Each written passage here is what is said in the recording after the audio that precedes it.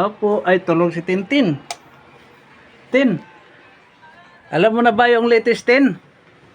Ha? Alam mo na latest? Niya. Bakit? Nagkakulong na si si Dato Adlaw. Nag-viral oh. Dato Adlaw, hindi mo kilala yun? Yun yung latest. Kaya hindi na nakapadlock ngayon si Mita. Pwede na tayo mag-post ng mag-post. Baka sakali mamonetize tayo. Si Mita. Baka naman. Ay siya. Diyan na muna kayo. At yung sombrero ko pala, nakalimutan ko. Dito na lang muna mga idol. Thank you for watching.